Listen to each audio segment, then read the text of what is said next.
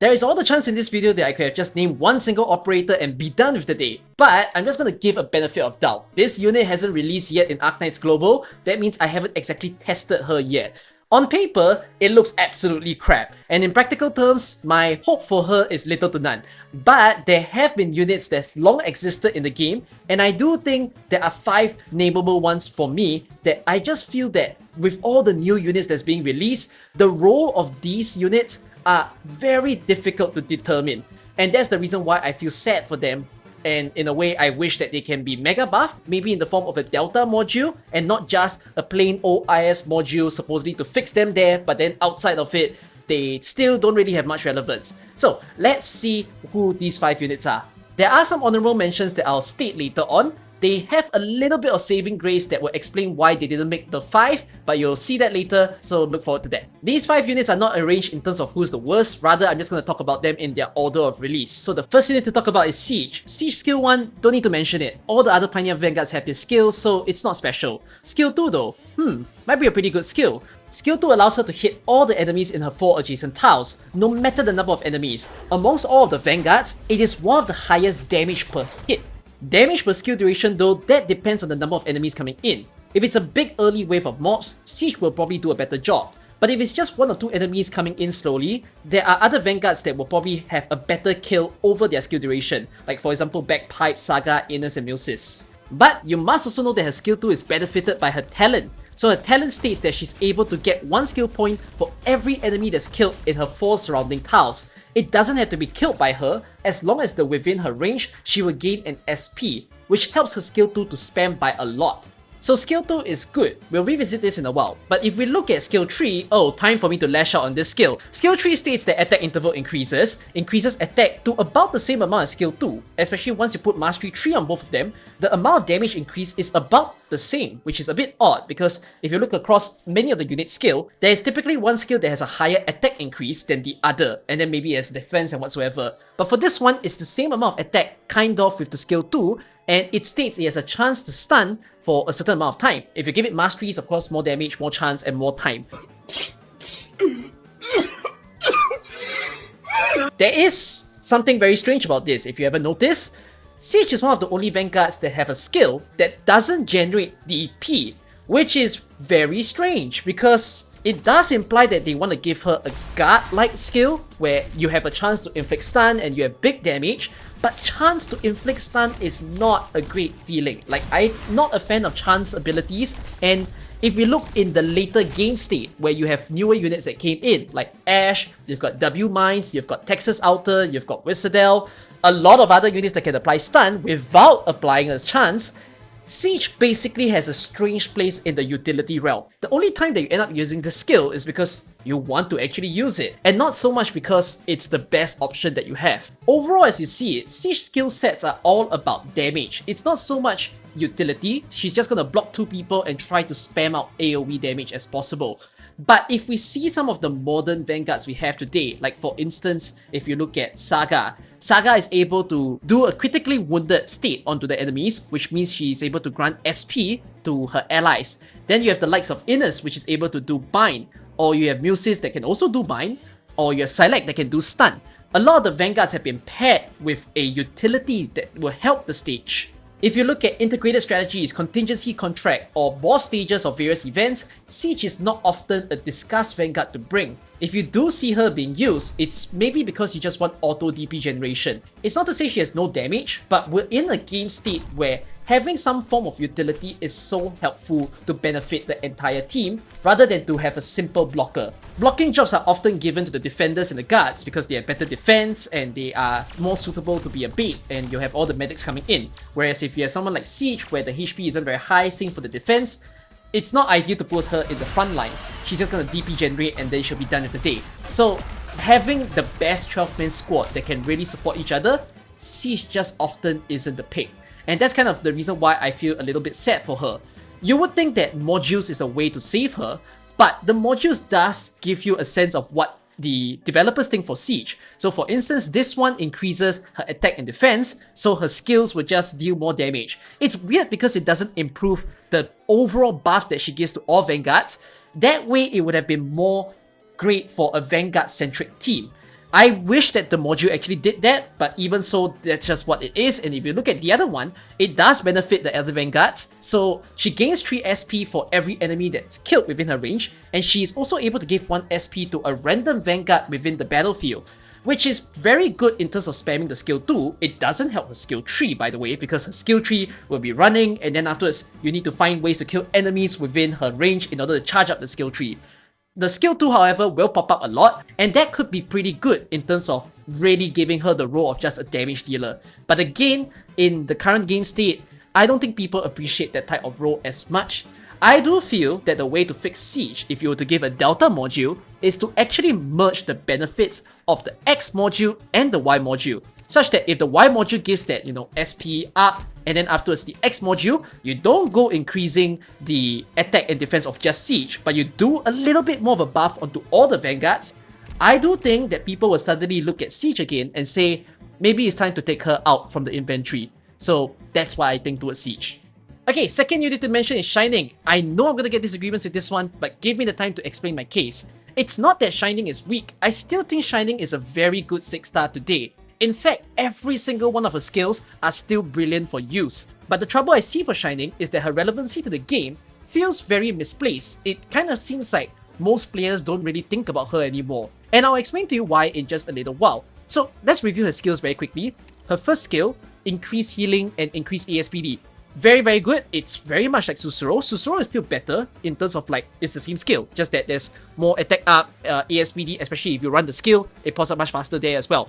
Shining skill 1 does pop up okay, so it's a decent skill basically for single target. Then the second skill gives a barrier, which the barrier can last for 3 seconds. Do note it's single target, not everybody in her range will get the barrier. Now, you would want this barrier to be fed to only a single unit, and not to everybody, because maybe that single unit is blocking someone that's hitting very hard. So if you have a scenario where an AoE damage comes in, you might hit a problem of Shining feeding the barrier randomly to everybody in her range. So the best way in order to use this barrier skill is to ensure that there's only 1 unit in her range, or to just make sure that your final deployment is very deliberate, that this is the person receiving most damage, and so Shining is able to feed the shield and also increase the target's defense. It's a pretty good skill when used correctly. Then, the last skill is of course the popular one. Her healing power goes up, and then everybody's defense is increased. Especially for defenders, having a 100% defense increase is huge, because that can mean going from 2000 defense to 4000 defense, and that means no physical damage will hurt them at all. So if you look at her talent as well, defense of the allies increase, which is in general pretty good, and ASPD, her own healing speed, is also increased. Her modules are brilliant. So her first module states that the skill 2 and skill 3 will be improved in different ways. Attack will be increased, so healing amount, and the skill recovery points for skill 3 will be much more improved.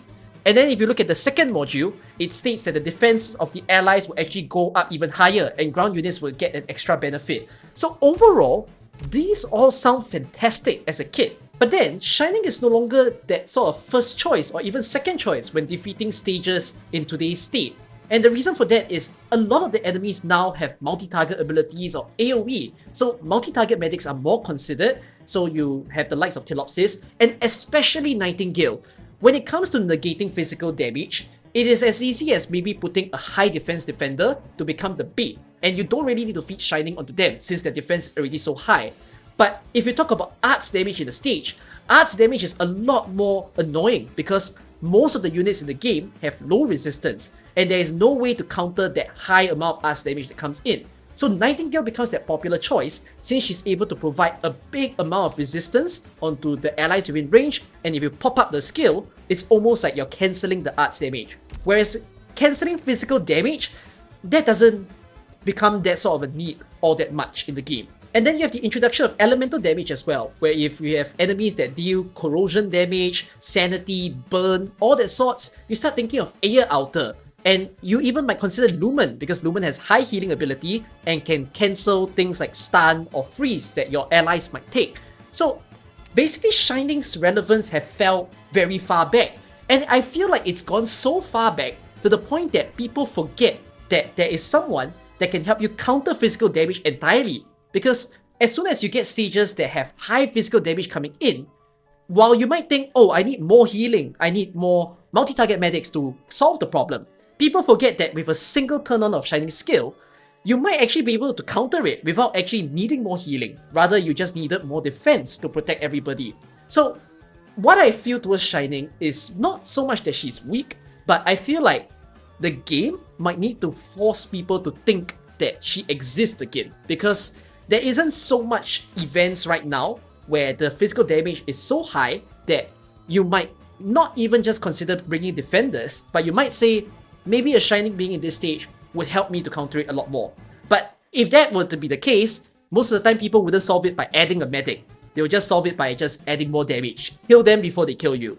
So in a way, I feel sad that Shining is kind of in the back of people's minds. I think in order for her to hop back in the spotlight, that's the role for either the game designers or if not content creators to tell you guys why Shining is still pretty good in the game. Moving on, next unit to talk about. Oh, Rosmontis, poor little Rosmontis. You all will agree with me that we all feel sad for her. So her first skill is just next attack deal arts damage. Not much of a big deal, it's an okay skill. Then second skill states that attack interval increases, which is already bad in itself because she attacks very slowly and now she's going to attack even slower. Attack increases by a little bit, splash area expands, and each attack will have more shockwaves. More shockwaves is good because enemies will have a chance to be stunned for 1.1 seconds from her attack or the shockwaves. So the chance to be stunned might seem small, but it's actually multiplied by all the shockwaves that they receive. However though, because of the attack interval and the stun time, what you end up seeing is that the enemies will be stunned for a period of time,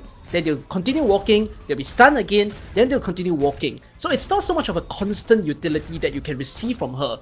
Because of the nature of this stun, you'll end up using it more like a slow, or if not, you're using it to remove the abilities of enemies. Like for example, to remove dodge, remove maybe the speed up from lancers or volleyball machines because they pick up attack the more they hit.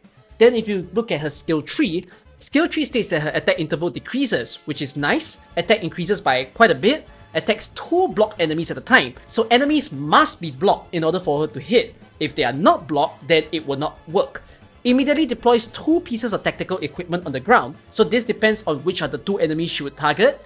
And that provides a shield within the stage. Now if you use her solo, meaning you don't put other units around, you need to make sure that you place the shield correctly. Because again, she'll only attack people when she's blocking someone.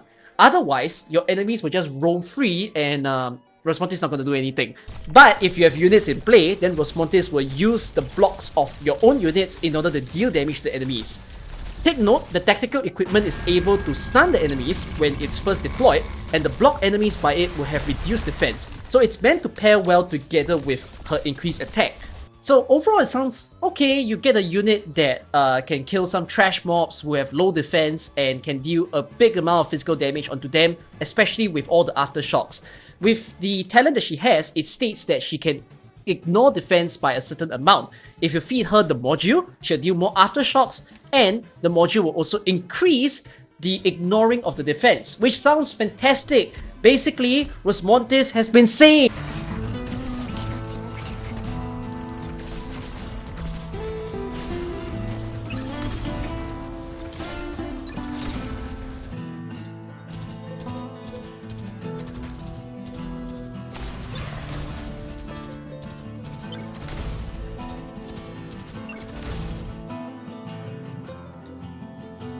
I'm sad. Before we go to the last 2 units, let's give the honorable mentions. These are the units that almost made it to the list, but I prevented them from being inside for some special reasons. The first will be Arketo. Arketo is very low damage of a sniper. Compared to maybe Exia and other NTS snipers, at least they have abilities that can really scale up very well, and if you pair them with buffers, it's very good. I will grant it to Arketo that her best role is actually at taking out drones, especially if the drones are of low defense. Because of her multi-target ability and the extended range, it still does very well for what it's meant to do. So I decided to not have her in the list. Then you also have Ho Heya. Ho Heya is quite disliked by the community from what I understand because it's very fiddly to use her. And her levitation doesn't feel as good as maybe say Irene. But because of her ability to cast a permanent silence, since levitated enemies can be silenced, I will put it that that kind of scenario could be good if you face a very difficult boss or elite enemy that needs to have that ability silenced. Not a lot of enemies are as such, but if you can find such a scenario, I feel like thinking of Hoheyak over there would be pretty good. Then the third unit would be Mizuki, which Mizuki really almost made the list, but the reason that I prevented him to do so is because Ambusher AoE abilities are still quite powerful at taking out multiple people at a time. His skill tree sucks because it's very difficult to manage that skill, but I will grant it that it deals a decent amount of damage, whereas his skill 2 is able to cast a constant bind. Ethan with module is already looking like a constant bind, but I suppose I'll grant it to Mizuki that there is no sort of chance involved, and it's nice to see that bind constantly being cast on a few enemies. And his skill 1 is also okay as an auto recovery skill. So Mizuki, you got lucky over there to not be in the list. Is it really called honorable mentions if they were close to being called bad? Different kind of honor, I guess. Okay, back to the list. Phantom, goodness me. First skill, has physical dodge and a barrier that can absorb damage, so it's supposed to one-up people like maybe Gravel, become a second Gravel, or Project Raid on her first skill. Okay, decent I guess as a defensive ability. Skill 2, we'll skip that, you all know it's the good skill. Let's talk about skill 3 first. Skill 3, able to push back enemies and can cast either slow, bind or stun for 3 seconds, which sounds great. If you remember back in CC7, he was a very popular choice because he was one of those that can cast a status onto the Bombermans, and then afterwards they get pushed back slightly so that you can time it and cause the perfect explosion. Back then, however, we didn't have the likes of Texas Alter, who can cast a giant AoE stun onto all the enemies. If she was available then, she would have probably been more so picked than Phantom, since Phantom was only used for the status, whereas Texas could have also been used for the damage that she provides. His skill tree barely has any damage going for it. It's really just for statuses, which is not all too great because there's so many other people in other classes that can use statuses for free. So skill tree has become quite irrelevant just because of too many new units. And then if you look at skill 2, upon deployment immediately gains 10 charges of stacking 20% attack. So at the very start it will be 200% attack, but every time he attacks, the attack will scale down. So it's very good at the beginning, and then later on it just doesn't have anything going for it. It felt great at that point in time, especially because he can cast a clone. So he has a clone that has the same abilities as him, and that clone also has its redeployment time. So you could double up the physical damage, but this is a single target ability, and with it scaling down, it means you gotta retreat him quite quickly as well. But then later in the game, Kirin Yato got included. And Kirin Yato is so much better at dealing physical damage, not only in terms of damage amount, but the fact that it can cast it on multiple enemies at a time.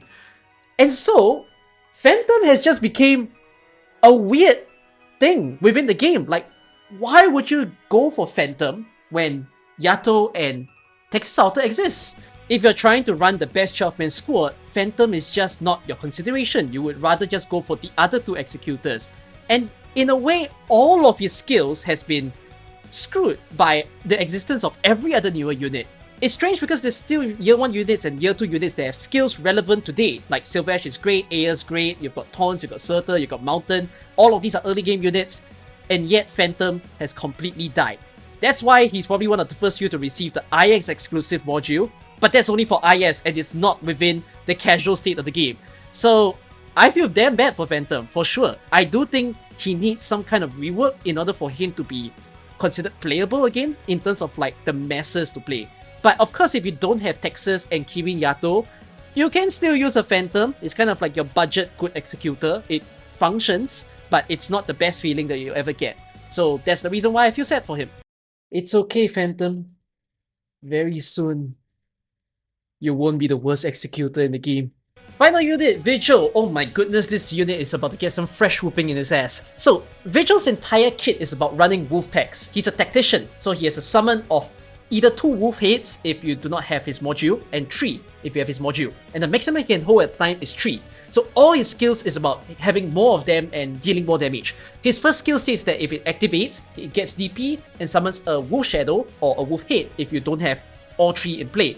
Then the second skill gets DP and causes the next attack of the wolf pack to deal more damage. Now do understand that every time the wolf pack attacks, it will be Vigil's hits and every single hit. So if you have 3 hits or 2 hits, those wolf pack itself will have their own damage as you see on the screen here. So their damage is slightly lower than Vigil's, and they also have their own defense, which their defense, by the way, is absolutely horrible, and same with their HP.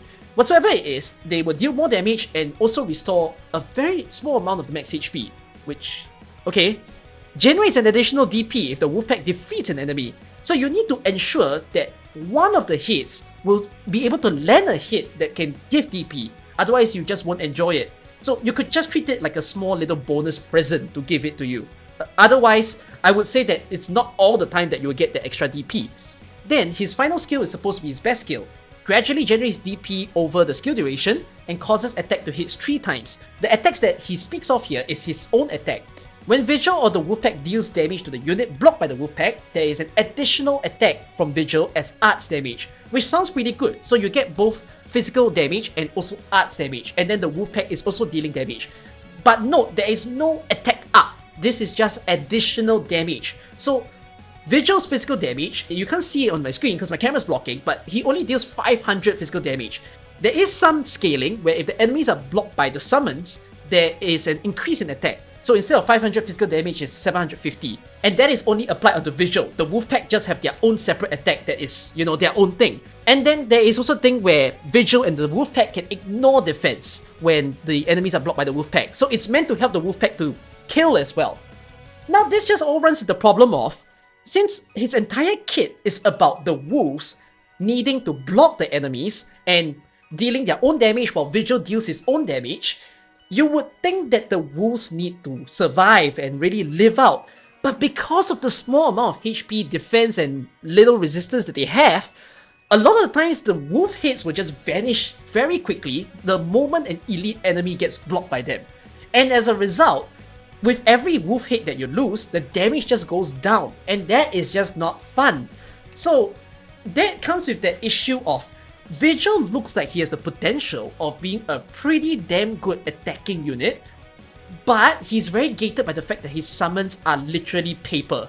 Now there is a creative way of thinking of the hits, which you could use it like a Mudrock shield. The enemies hit the hit once, a hit vanish, they hit again, and then they do it one more time, and then there's no more hits. And that just means Vigil has nothing else to use to scale the attack, and you need to wait the long 25 seconds redeployment time for the wolf to pop up again.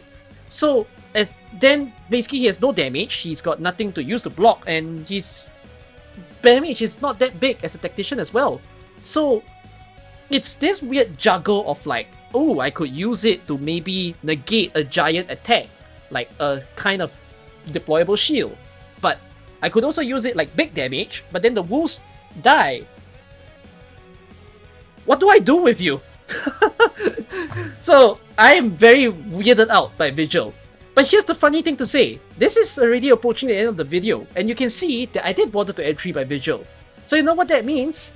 For the fun of it, just like how Crown Slayer is arriving soon, I should learn to main those 2 units. They could be pretty terrible, but I think it's just really funny if they were the 2 main 6 stars that I tried to play and clear content with. So look forward to that. Okay, so that's the end of the list. Did you agree with the list? Do you have your own list of 5 6 stars that you want to name? Or you want to justify some of the 6 stars that were mentioned in this video? Maybe you like them so much that you actually think them way better than I've put them for. So let me know down in the comments, and I will make operator showcases for the featured units in this video very soon. Look forward to that when I'm able to do so. So anyways, hope it was a good one, and I will see you guys in many more videos to come. Bye bye.